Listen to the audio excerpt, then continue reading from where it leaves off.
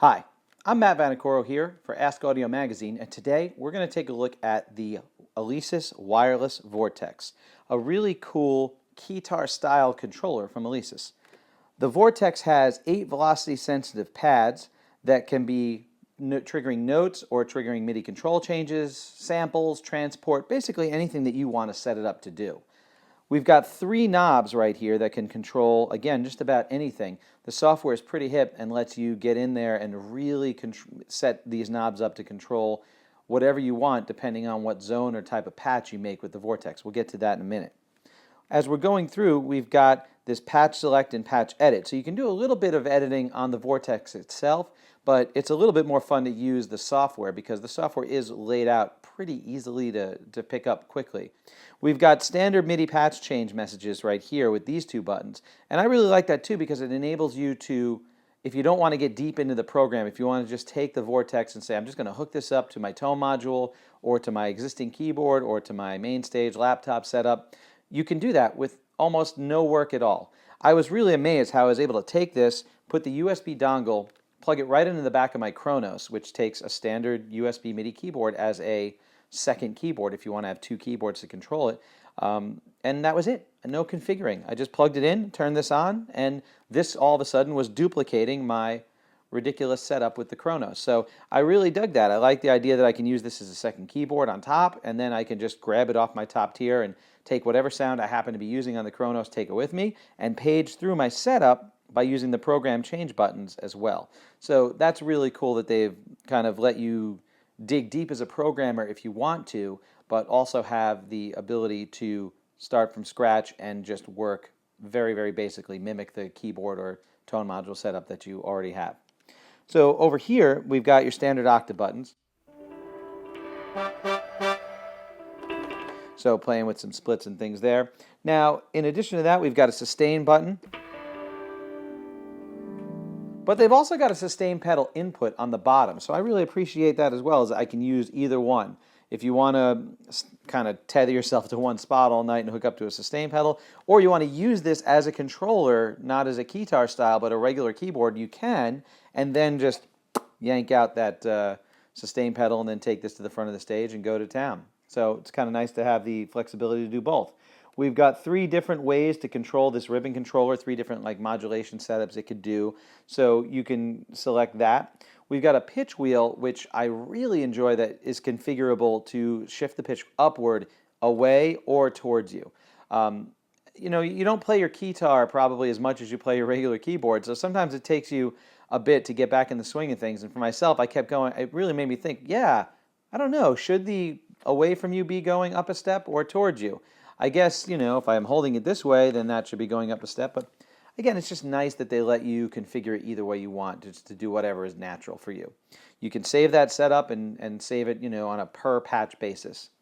We've got a slider here that is by default controlling volume, your MIDI controller 7, but you can reassign it. And then you've got these 3 buttons, which are really powerful, and I'm really enjoying it, the keyboard zones. So you can split this keyboard into zones and layers without having to program it on your own keyboard, your tone module, or your computer. So for example, right now on this lower zone, I am transmitting MIDI on channel 1. If I switch to the upper zone, it's not shifting octaves or anything, it just starts transmitting. This keyboard now transmits MIDI on channel 2.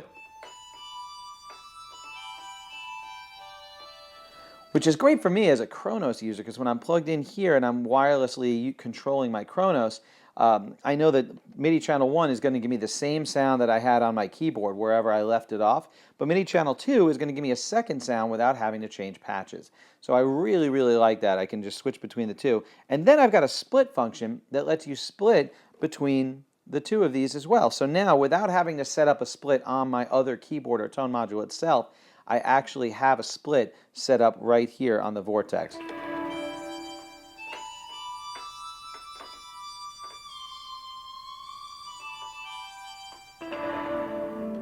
So I really appreciate that as well. I think it's really cool. It's just it enables you to not have to modify your existing methodology or redo your whole setup.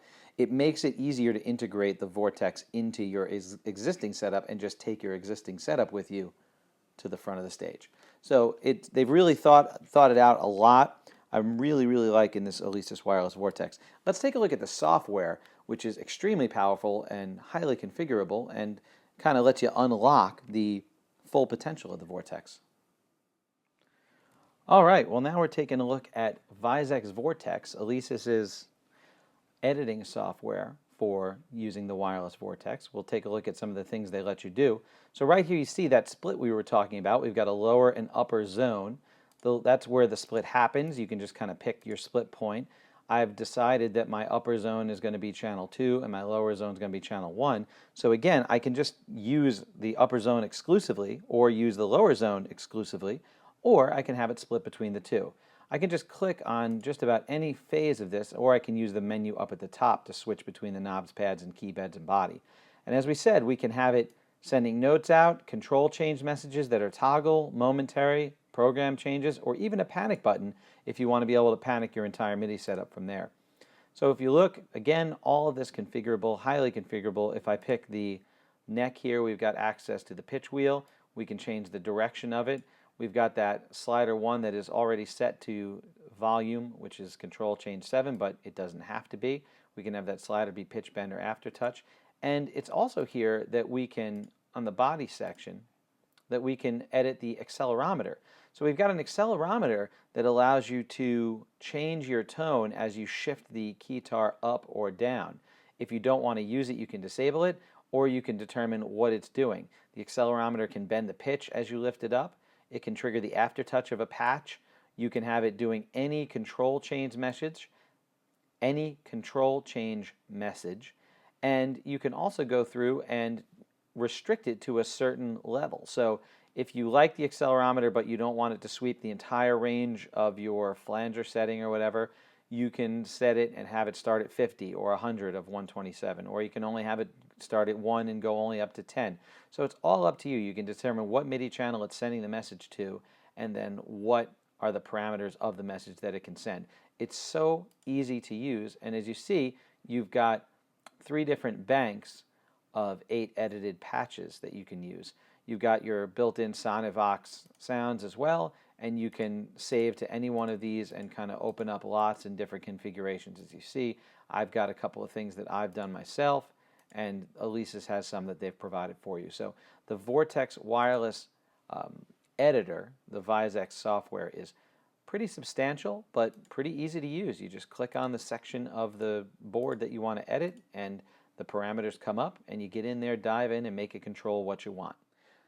Well, I hope you've enjoyed this look at the Alesis Wireless Vortex. It's a really great little controller. It's not too heavy. It's extremely power friendly. It uses just a couple of batteries and they last a long time because it's not producing any tones. It's just sending MIDI messages out, and as we know, that doesn't take a lot of power and can last a long time. So it's a really great little controller from Alesis. I'm Matt Vanacoro from Ask.Audio magazine, and I hope you enjoyed this look at the Wireless Vortex.